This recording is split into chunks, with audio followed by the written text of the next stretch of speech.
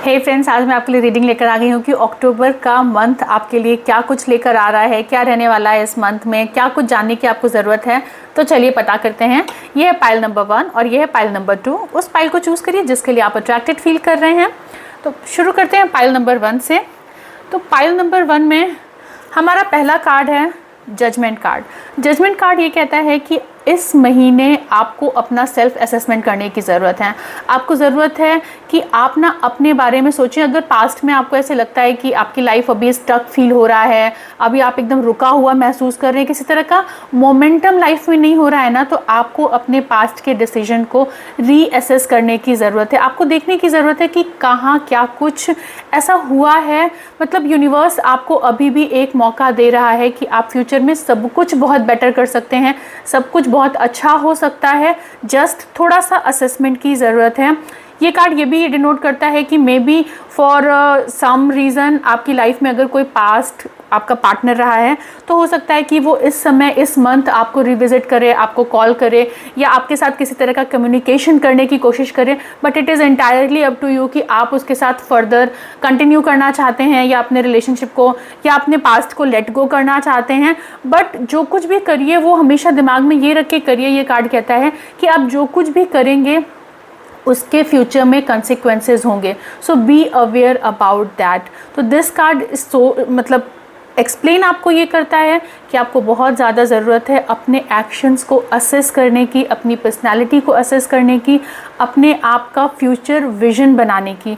आप फ्यूचर में कैसे दिखना चाहते हैं, क्या करना चाहते हैं, कैसे लोगों की सराउंडिंग्स अपने पास चाहते हैं, and according to that action लीजिए। आज का जो दूसरा कार्ड है वो है knight of wands. Knight of wands very positive card. ये कहता है कि आप अपने पैशन के टूवर्ड्स, अपने करियर के टूवर्ड्स या जो कुछ भी आपने फ्यूचर में प्लानिंग की है वो आप उसके टूवर्ड्स एक्शन लेंगे। And it will be like very fast action.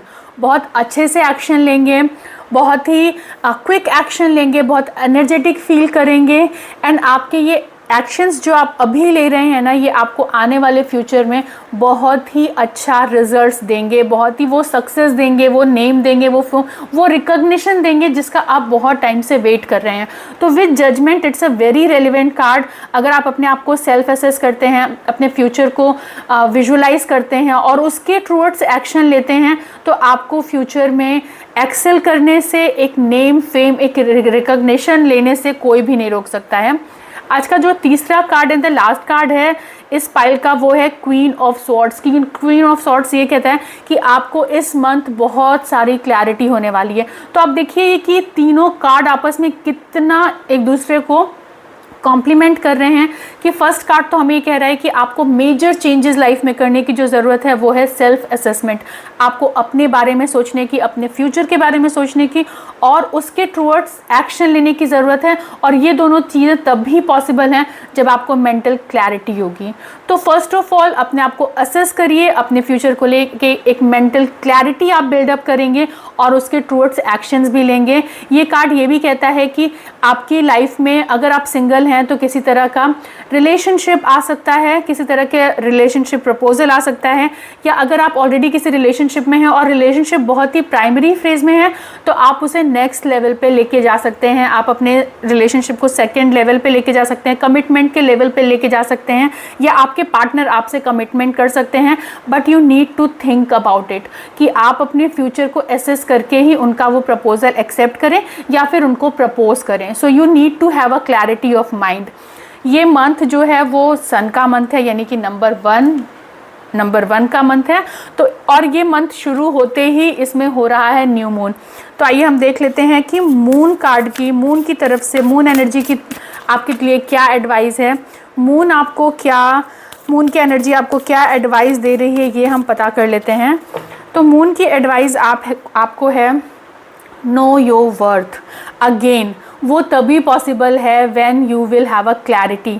आप जब सेल्फ असेसमेंट करेंगे, अपने बारे में सोचेंगे, अपने फ्यूचर को विजुअलाइज करेंगे। इवन अगर आपकी लाइफ में कोई एक्स पार्टनर आ रहा है तो भी अपनी वर्थ को समझते हुए कम्युनिकेट करिए। अगर आपकी लाइफ में कोई पास्ट इवेंट, कोई पास्ट प्रॉपर्टी केस आने वाला है या सपोज कोई ऐसा मैटर आने वाला है जिसने पास्ट में आपको इम्पैक्ट किया है, तो अपनी वर्थ को समझते हुए उससे डील करिए। Very relevant card. तो कुल मिला के ओवरऑल रीडिंग क्या है कि अक्टूबर का मंथ आपके लिए बहुत अच्छा होने वाला है। आप एक्शन ओरिएंटेड होने वाले हैं, मेंटल क्लैरिटी आने वाली है और आप बहुत कुछ एसेस करके ही अपने डिसीजन लीजिए, ये आपके लिए एडवाइस है। Very positive month, full of energy, full of active, जिसे कहते हैं एक्टिव पार्टिसिपेशन, एंड आपकी जितनी भी डाउट्स हैं, जितनी भी आपको अभी तक अपने दिमाग में किसी भी चीज़ को लेके क्लाउड है, डाउट है, वो सारी चीज़ें क्लियर हो जाएंगी and you will be moving ahead. मतलब आपकी लाइफ में ना एक मोमेंट आएगा, एक ग्रोथ आएगा, और अगर उस ग्रोथ को आप अपनी सेल्फ वर्थ को जानते हुए अपने आप को आगे लेके जाते हैं तो believe me you will have a name, fame, recognition, everything. Very positive, very very positive. और चलिए अब बात करते हैं जिन्होंने पाइल 2 सेलेक्ट किया है। तो पाइल 2 की रीडिंग कुछ इस तरह है। पहला कार्ड जो है हमारा वो है page of swords. Page of swords card ये कहता है कि इस मंथ जो है ना वो आप बहुत ही फटाफट एक्शन लेने वाले हैं। आपका कम्युनिकेशन बहुत अच्छा होने वाला है। मतलब अगर किसी ने आपसे इस महीने किसी तरीके का भी मिसबिहेव किया, फॉर श्योर वो उसका जवाब देन एंड देयर मिल जाएगा। सो ये कार्ड ये कहता है कि आप ना बहुत ही फास्ट एक्शन लेने वाले हैं, कम्युनिकेशन बहुत अच्छा होने वाला है, but at the same point of time ये कार्ड ये भी कहेगा कि थोड़ा सा ना इमेच्योर बिहेवियर करने से बचिए। थोड़ा सा अपने आप को होल्ड ऑन करिए, थोड़ा सा अपने आप को मैच्योरली बिहेव करने की कोशिश करिए, और आप जो भी एक्शंस ले रहे हैं, जो भी बातें बोल रहे हैं, जो भी कुछ कम्युनिकेट कर रहे हैं, उनको थोड़ा सा अपना एक माइंड में सेकंड थॉट देके ही वो चीज़ें करिए। दूसरा जो कार्ड है वो है 8 of swords. 8 of swords card ये कहता है दिस मंथ अगर आप पास्ट कुछ मंथ से आप एक सेल्फ विक्टिमाइज वाली फीलिंग में हैं, then this is the month जब आप इस फीलिंग से बाहर निकलेंगे। जब आप अपने आप को ये जो सेल्फ विक्टिमाइज की फीलिंग है, एक डिप्रेशन की फीलिंग है, एक जो हर्ट की फीलिंग है, इससे आप बाहर निकलेंगे। की फीलिंग है, एक जो हर्ट की फीलिंग है, इससे आप बाहर निकलेंगे और आप इससे पूरी तरीके से बाहर निकल पाएंगे। आपको ऐसे लग रहा है कि आप चारों तरफ से कहीं से कोई रास्ता नहीं दिख रहा है, आप अपने आप को बहुत ज़्यादा केज्ड महसूस कर रहे हैं, लग रहा है कि आप सिचुएशन में ना हेल्पलेस फील कर रहे हैं। उस हेल्पलेसनेस से आप बाहर आ पाएंगे। और ये बात मैं इतनी श्योरिटी के साथ इसलिए कह पा रही हूँ because the third card is a king of cups card. King of cup card ये कहता है कि इस महीने आपको बहुत ही ज़्यादा इमोशनल स्टेबिलिटी होने वाली है। आप लग्जरी आपकी लाइफ में आने वाली है। आप किसी तरह की परचेज़ कर सकते हैं, अच्छा टाइम स्पेंड करेंगे, एंड या तो आपके पार्टनर बहुत ही रोमांटिक फील करने वाले हैं, या तो आप रोमांटिक इनिशिएशन लेंगे रिलेशनशिप में, या तो आपके पार्टनर भी रोमांटिक इनिशिएशन ले सकते हैं, और आपका टाइम बहुत अच्छा बीतेगा। आप इमोशनली, फाइनेंशियली, मेंटली हर तरीके से बहुत स्टेबल फील करेंगे।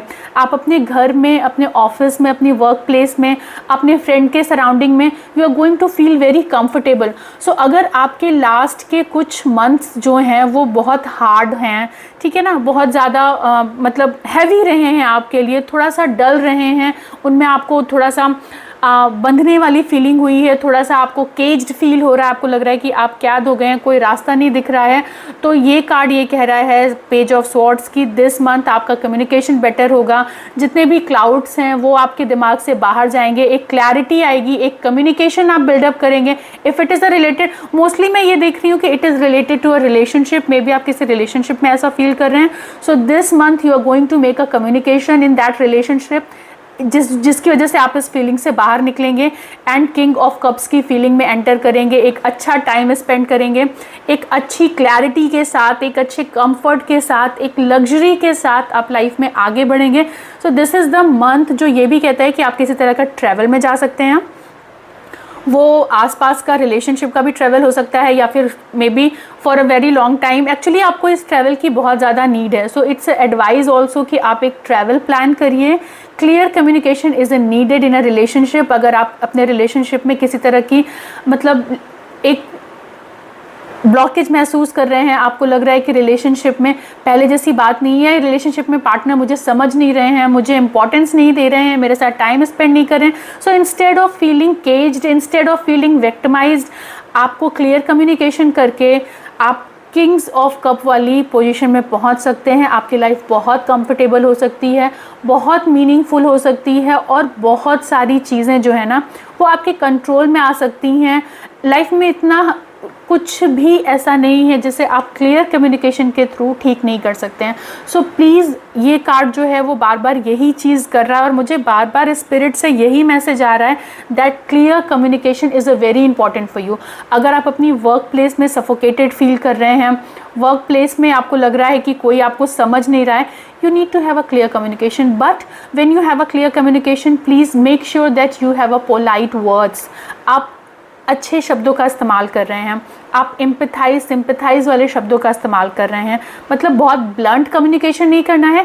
क्लियर कम्युनिकेशन से मेरा मतलब ये है कि सामने वाले को अपने आप को समझाने की कोशिश करिए, अपनी फीलिंग्स एक्सप्रेस करिए so that you can feel comfortable. जब तक आप कंफर्टेबल फील नहीं करेंगे you will not be able to enjoy. So enjoy आप इस मंथ डेफिनेटली करेंगे क्योंकि आपका कम्युनिकेशन बहुत बेटर होने वाला है और कम्युनिकेशन एक ऐसी चीज़ है जो कोई भी प्रॉब्लम हो उसे सॉल्व कर देती है।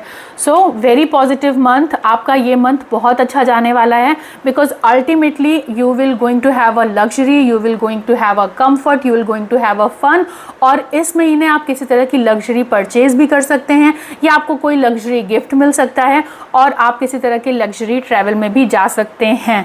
अब हम देख लेते हैं कि आपके लिए हमारे मून कार्ड का एडवाइस क्या है। मून एनर्जी आपको क्या एडवाइस कर रही है, मून एनर्जी क्या चाहती है कि आप क्या चीज़ कंसिडरेशन में लें, क्या एक चीज़ है जिसे अपने दिमाग में रखें सो दैट आप इस मंथ का मोस्ट ऑफ जो है बेनिफिट ले सकें। तो चलिए ये हम पता कर लेते हैं।